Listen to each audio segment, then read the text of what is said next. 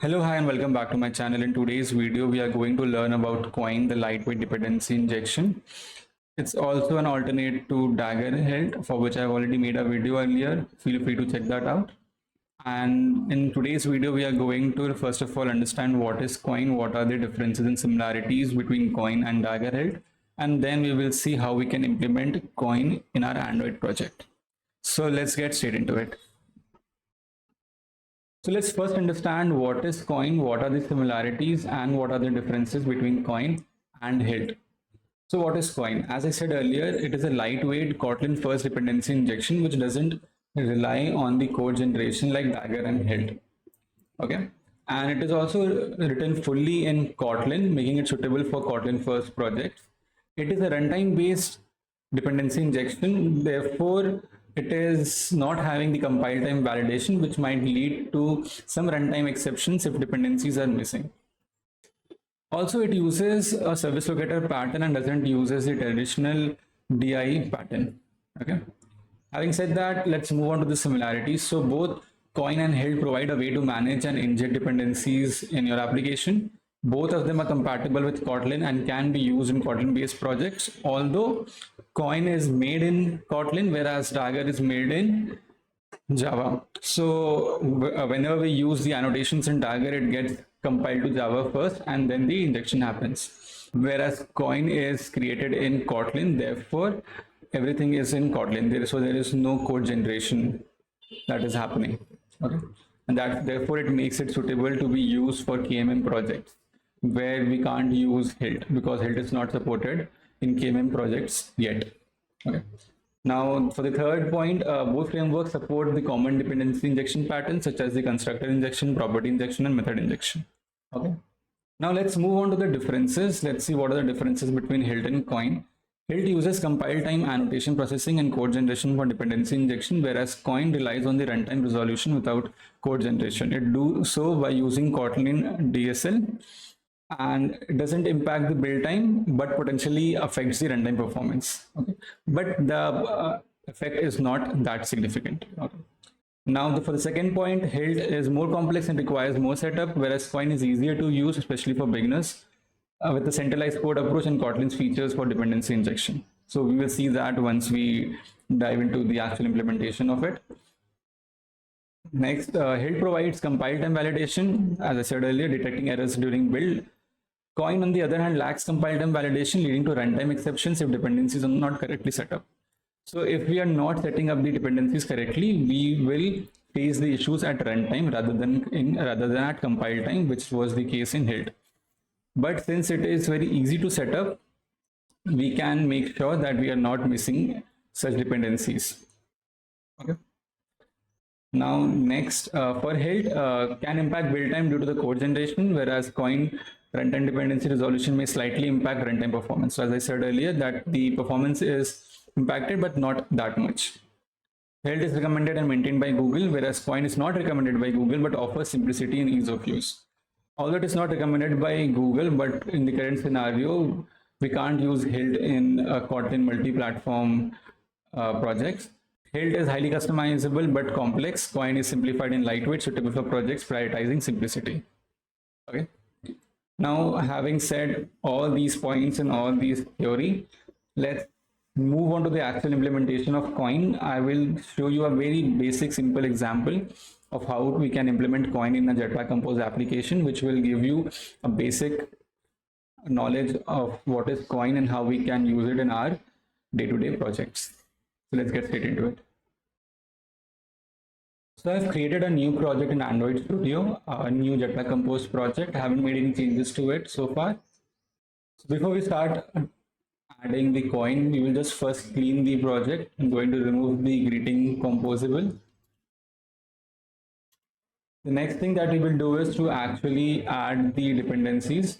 So for that, we are going to first use the toml file, which is the newer approach to maintain the versions, the library versions as well as the plugin versions.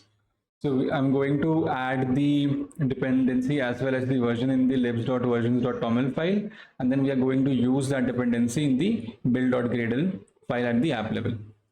Let's work on the toml file first. So I'm going to add the version here under the versions section. So the version I'm using is 3.5.3 at the time of recording this video. The next section is the libraries. The last is the plugins. We don't want to do anything with the plugins part. For the library, what we are going to do is to add the Koin Android X Compose library, and we're going to use module here. Let me quickly add the module. So the module is this: IO insert Koin Android X Compose.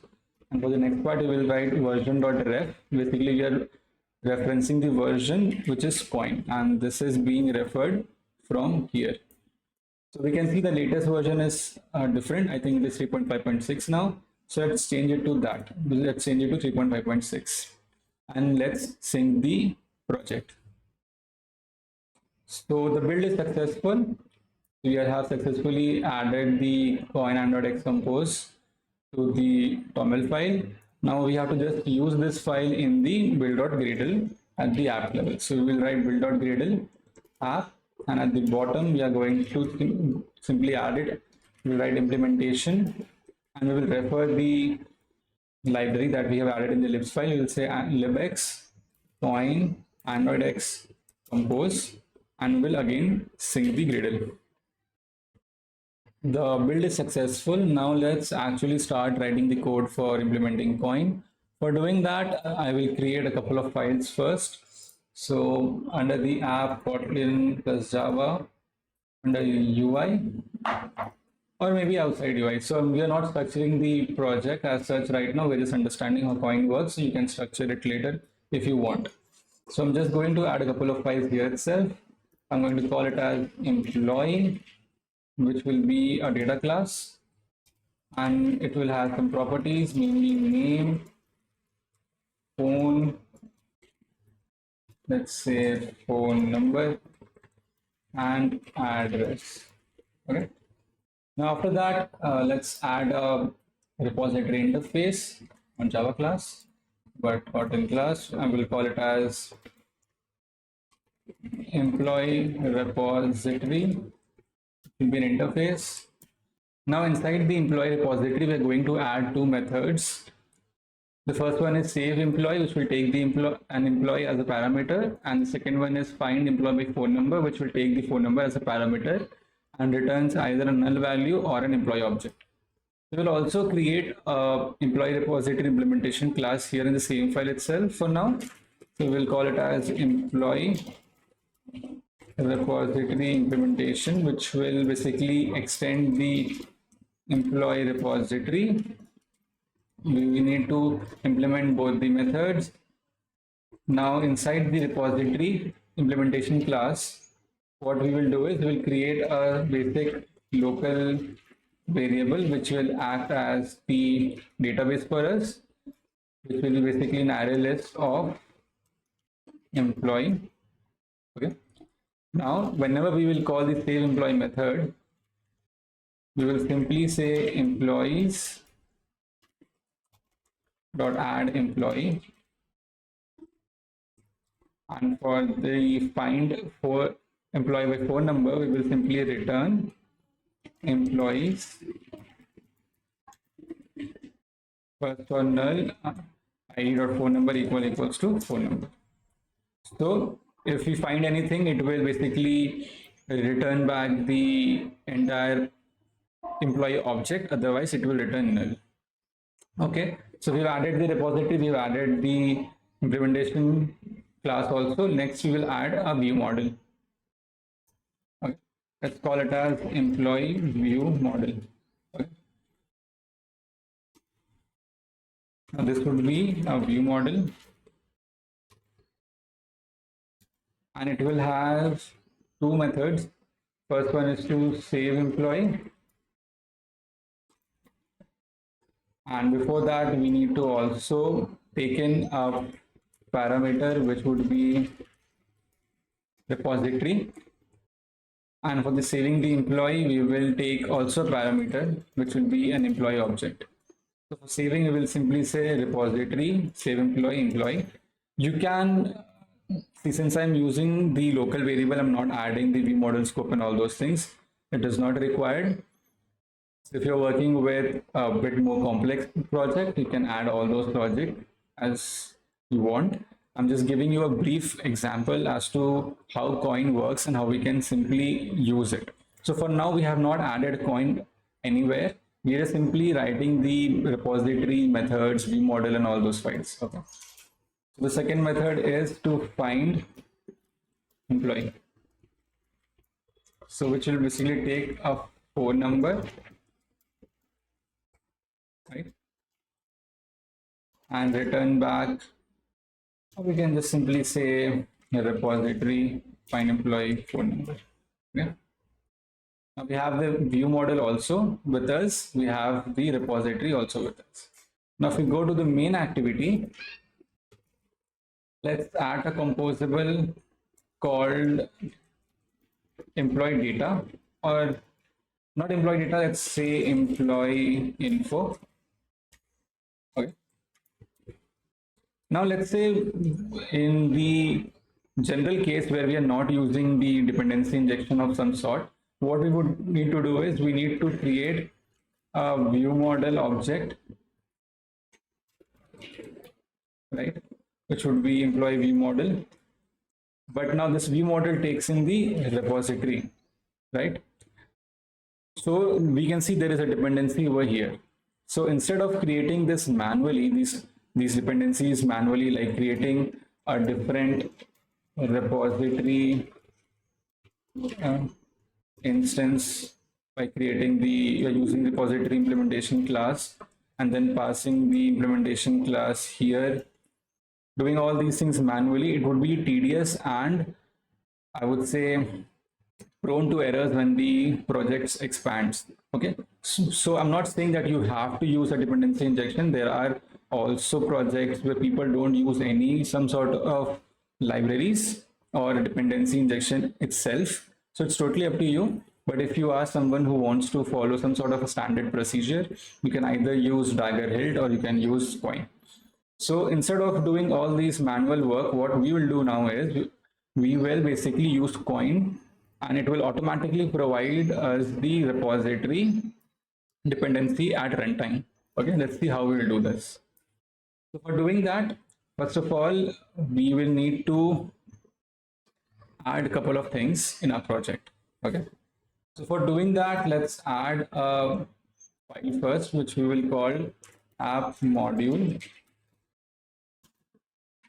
which will basically be app module, and inside this module lambda, we will add all our dependencies. For example, we need the repository, right? We need the repository object at runtime to be passed on to ViewModel.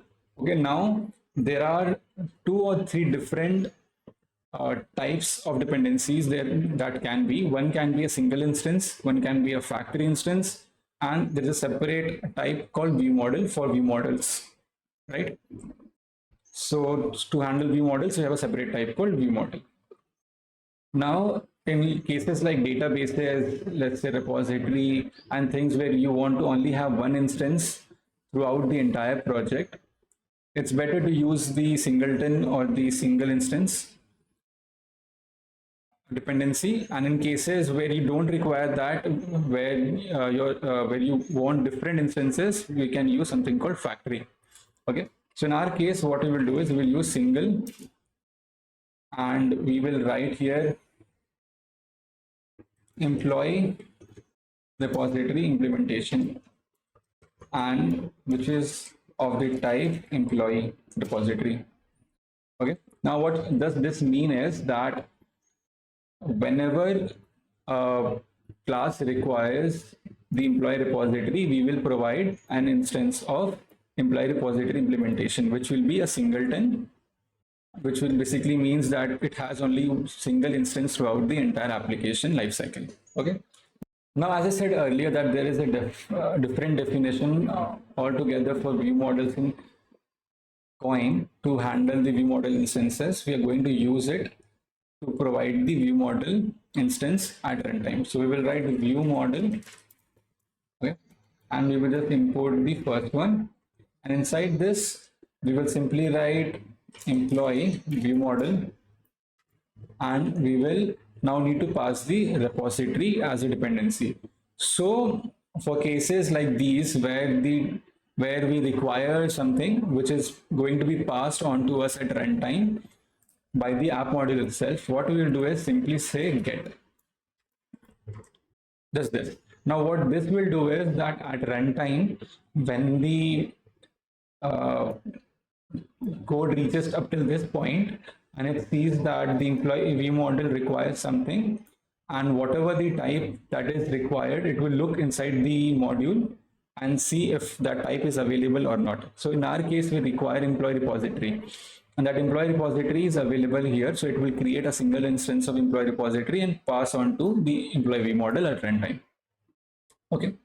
Now, similar to app ViewModel, we can create multiple ViewModels also. We can have, let's say, a network ViewModel, or let's say a database ViewModel, things like that. Just to make this simple, I have just created simple single app ViewModel to understand better. Now, after this, we will create another file called, let's call it as employee application, which will be a class which will extend the application.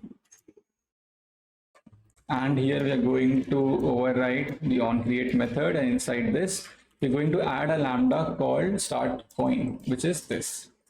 Now inside this, we will add all the different modules that we have added in our project, as well as some other methods, some other utility methods.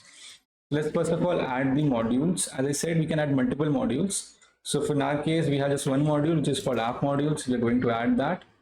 And apart from that, we can also add something called Android logger if you want to log. Also, we can add Android context, basically for cases where we require the context as a dependency in the module. We can simply use the application level context, right? So for getting that, we need to add this line, Android context. So for example, in cases where you need a context to be passed, it can simply get it from the application context that we have added over here. Once we've added this, we have to add this file to the manifest. So we go to the manifest and write name and .employee application. So after all these steps, we have finally added the required module for all our dependencies and added them to the employee application class, which is finally added to the manifest file. Now we have to simply just use the ViewModel and call our methods to verify if everything is working fine or not. Okay. For doing that, we'll go back to the main activity, and here what we will do is we will simply say employee ViewModel, and we will just simply say Koin ViewModel. Similar to how we have Hilt ViewModel, we also have Koin ViewModel. So what this will do is it will basically create the instance of employee ViewModel at the runtime, automatically fetch the dependency, which is the repository, and provide us with the ViewModel object to work with. Now inside this, we can create whatever UI you want. I just created a very simple basic UI to test both our functions. So let me add first of all the mutable states for that, which are name, phone number, address, phone number to be searched, and employee found. So we have two methods, one to save and one to find the employee. So for all that, I have added these 3-4 different mutable states. Next, we will add the UI part. Okay. So let me add that. So this is the UI part that I have created for this small example, which is very simple. I have just a column with 3 different text fields, one for name, phone number, and address, where I'm basically updating the value on value change for each of these 3. And then I have a button where I am calling the save employee method under the ViewModel and creating an object of employee with all the values that we have updated above. And once I do that, I'm just simply emptying out the mutable state variables. So basically what this will do is that once we write the values inside the text fields, we click on the button to save, and if it is saved, it will empty out the different text fields, all the text. I mean, it will empty out all the text fields. Okay. I have not added any checks or any validations of any sort, so it's totally up to you. You can play with the code. I just wanted to give you a small example to see and check how Koin works and if whatever we have created so far is working fine or not. The next part is basically another text field where we are adding the phone number to be searched. For that, I've used another immutable state called phone number to search. On value change and updating it, and another button to find the employee, where on clicking the button and calling the find employee method and passing on the phone number to be searched that was entered above, and updating the value of employee found mutable state. So in case there is some value inside the employee found, it will compose the column with all these values. So now what we will do is we will test out the employee info, and let's first of all add it to the main activity over here. Now let's run the application. So this is how our app looks like. It is not beautiful at all, but it will serve the purpose for this particular video. Let's add the name. So I'm adding my name. I'm not going to add my phone number. I'm just adding a random number. And for the address, let's add address added or something like that over here. Click on save. So it empties out. Basically, this is being done. Okay, you can also add some validations. You can add some callbacks here in case you find some error or something. Try and catch block and return back the error in case there is any error. You can do all those things. Now let's check if we are able to find the employee. So which is this part. We're going to add the number, which I think was 1234. And if the employee exists, it would return some value on clicking the button, which to the employee found mutable state. And then once that state is not null, it should display the column.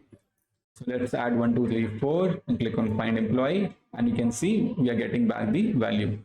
Now let's do this for one more time. So let's say Tom or something, and number should be let's say 789.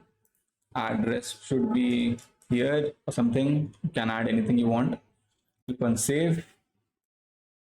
For the number, again I'm going to add the Tom's number, which is 789. Click on find employee, and we are getting the Tom's data, which basically means that our dependency injection with Koin is working fine just by adding a couple of lines. So instead of adding all the annotations and all, we have just simply added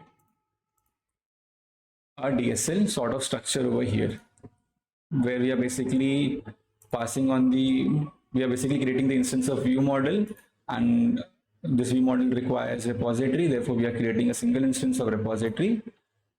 And basically wherever we want, we can simply just initialize the ViewModel with Koin ViewModel and use all the methods. So far, we have already worked with the single and ViewModel definitions. Now we will see how the factory definition works, which basically means that the class that is part of a factory definition will have different instance each time it is being called. So for that, what we will do is we will create a different class called employee factory. Okay, now this will have, or this will look exactly like the ViewModel. The change being that this will be a factory instance. Okay, so it will have this similar, we are going to have the similar dependency for this, which is repository. But what we will do is we will add this one method, which is the save method. Okay, I'm just going to copy this from the ViewModel and add it to the factory. And just to check the instance, whether it is the same instance or a different instance, what we will do is we will return back the instance ID of this particular class. So we will say return, let's say saved at this. Okay, and we will change the return type to string. Okay, same method, like same sort of format as a view model. Just to verify the instance ID, what we have done is we have added this string to get back the instance ID. Okay. Now at the UI side, what we will do is we will create two different composables where we are going to pass the employee factory in each of them. Okay.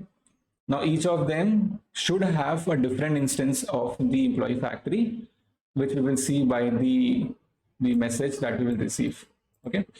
So let's see that how we can do that. So in the main activity, we'll scroll down. We will add a new composable. Okay. I'm going to call this as employee factory 1.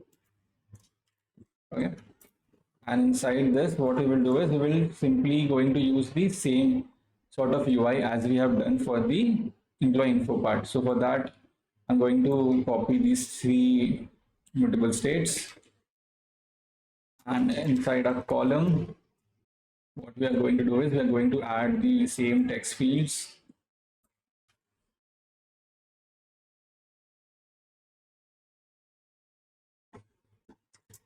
We're going to add a modifier for spacing. I mean vertical arrangement for spacing, which is 4 dp. And after the text field, the same thing for saving. We're going to copy the same button as we have created on the top.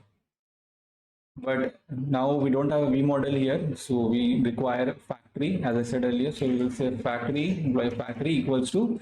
Now here, what we will do is we can't use Koin ViewModel because this is not a ViewModel. So in case there is something else apart from a ViewModel that you want to inject, what we will do is we will write Koin inject. Okay. Now this will basically inject the instance of factory at runtime, and we are going to use factory here. Okay. And we will see the display message which we will return, which we will get back from the save employee method.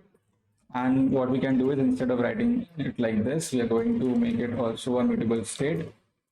So we'll say by remember mutable state of, like this. Now in case there is a display message,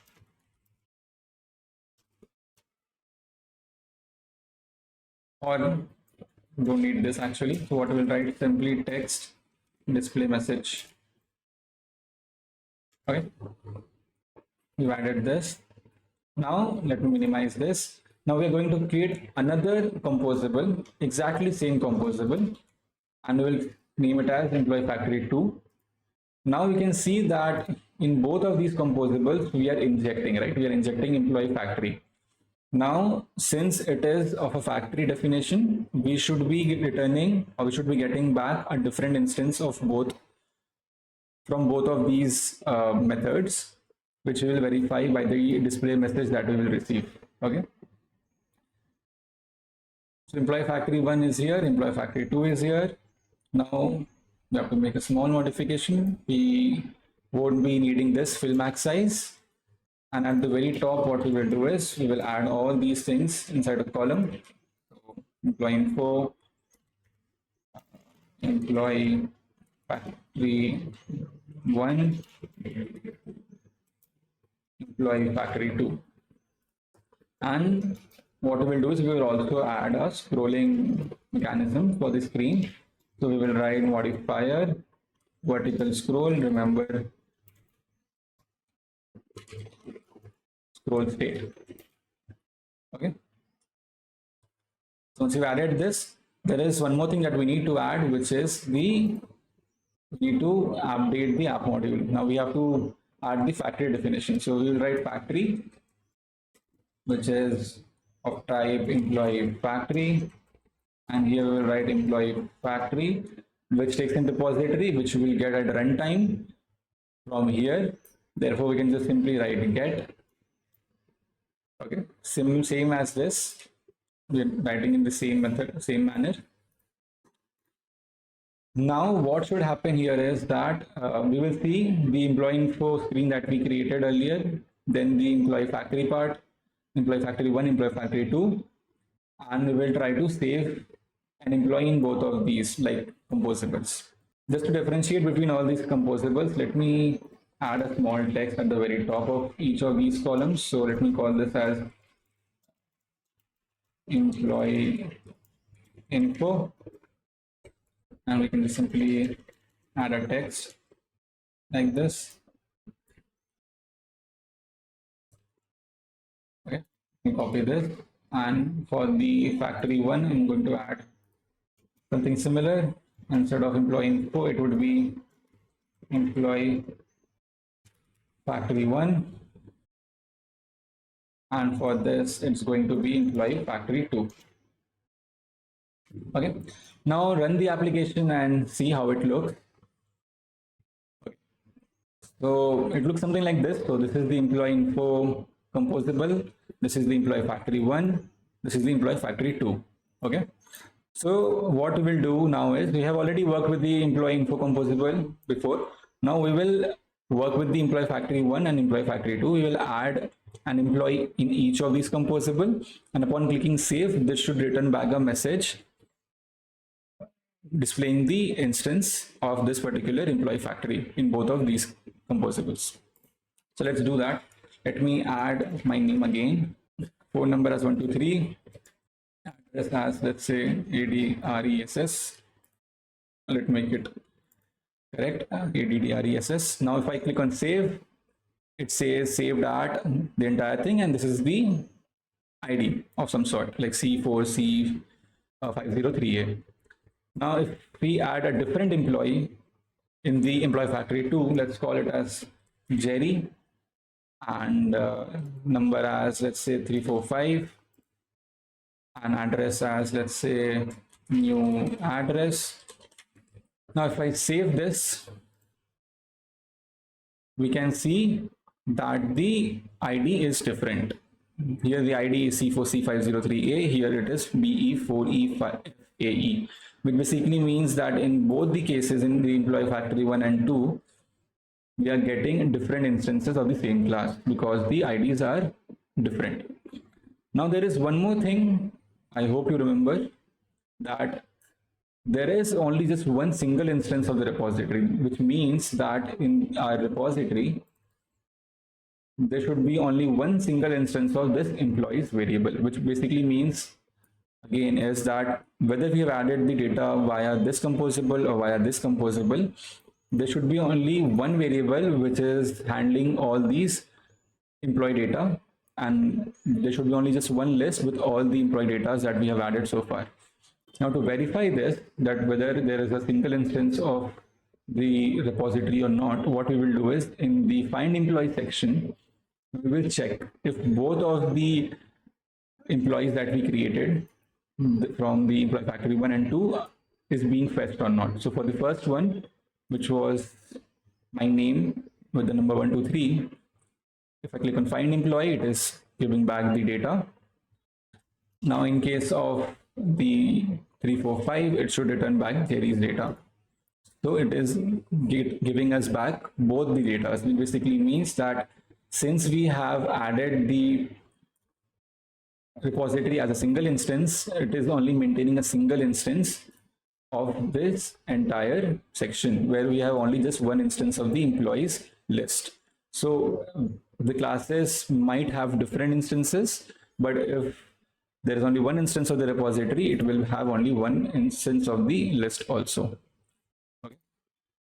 Which basically covers the basic of Koin, which is single ViewModel and factory usage. Apart from this, there are other things also where you can add named parameters. It's like name parameters. You can add name parameters similar to how we have in the Hilt. We can do that. We also have lazy dependency injection, things like that also. Okay. And also there is one more way which we can write the same exact thing. So this is one way of writing it, these things. There is one more method or one more way in which you can actually write the same thing. Let me show you how you can do that. So instead of writing it like this, what we can do is we can also use a constructor DSL some sort. Like the classic way of writing is like this.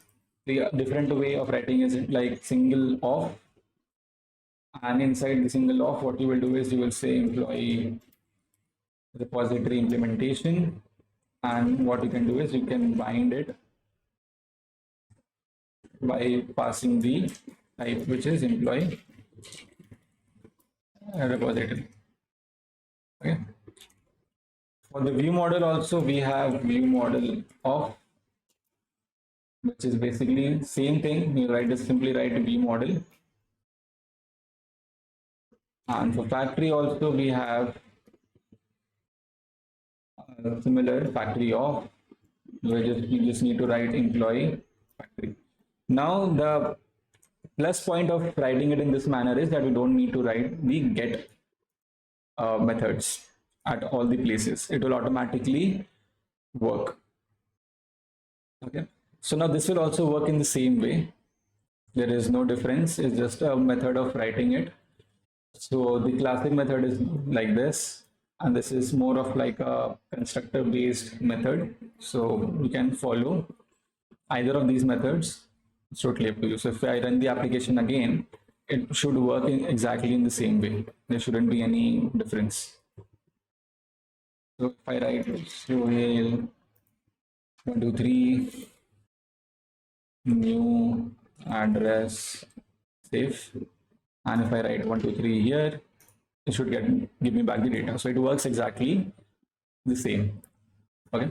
So that's pretty much it for this particular video. If you have any doubts, any concerns you want to clarify, feel free to reach out to me. There is a link in the description where you can check out all my socials, as well as I go through all the comments. So if you have any doubts, please write in the comment section as well.